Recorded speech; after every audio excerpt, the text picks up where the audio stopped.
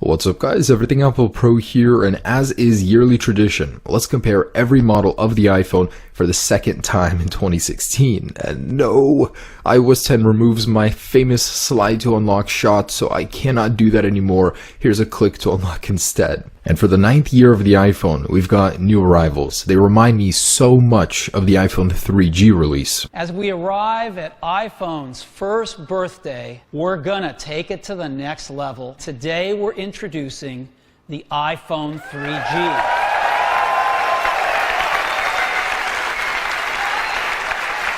So we've got the new iPhone 7 and 7 Plus. Revolutionary phones? No, but a nice upgrade. Very fast and new colors. Now we've also got iOS 10. iOS 10.0.1 to be exact. So far iOS 10 seems to be like a good upgrade for anyone on iOS 9. Doesn't seem to degrade performance, but let's delve deeper and see how it compares on a range of devices. So here's the iPhone 2G and here's the iPhone 7.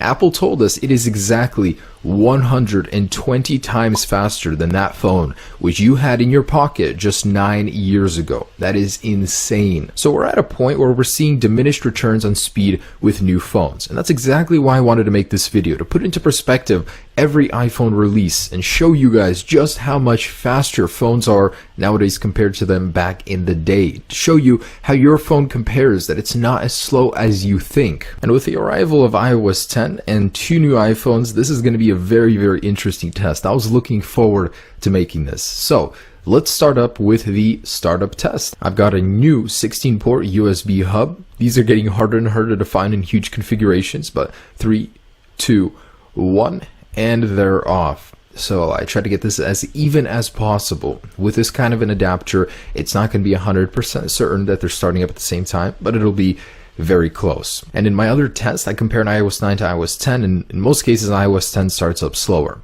The first one is the iPhone 7, and then like clockwork, the iPhone SE, iPhone 6s Plus, iPhone 6s, and then even the iPhone 6 Plus started before the 7 Plus and the iPhone 6. That's incredible. I don't know why that one boots so slow. Then the 5s, and then the iPhone 7 Plus. For some reason the 7 Plus has a huge delay. Then the 2G, iPhone 3GS, and we're just left with most of the older devices. So 5C then on iOS 10, iPhone 5, and the iPhone 4.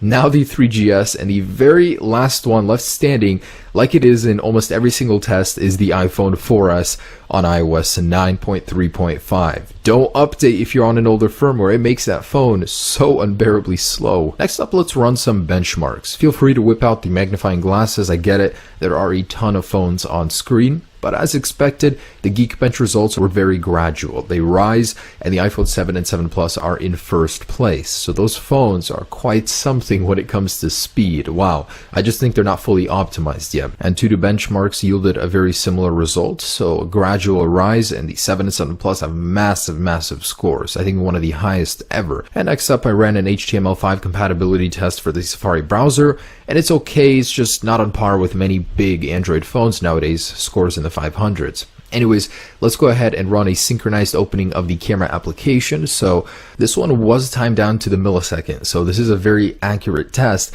Launching the camera application was pretty fast, but the 7 and 7 Plus were not the fastest to open it. Now this concludes the speed portion of the video. Of course, the newer the iPhone is, the better it performed. The older phones had a difficulty keeping up, but in some cases outperformed the newer ones. That's what was surprising. So I just wanted to say it's not always smart to update your phone to a newer firmware right away, as it can degrade the performance of your device. In this case, iOS 10 does, but not too much. So next up, audio. Every iPhone so far has had a headphone jack except this year's, so it better make up for it in another way with speaker output. Apple included new stereo speakers in the new iPhones, so I'm very excited to test those out, and they did not disappoint. The older phones were pretty low on the decibel meter scale, but the new ones, oh my goodness, they are loud. And next up, the heat test. So while charging and running benchmarks at the same time for about 10 minutes, I went ahead and measured the hottest point on each iPhone, and the newer ones actually run pretty cool. So it's very interesting to note that the larger Plus models dissipate heat more.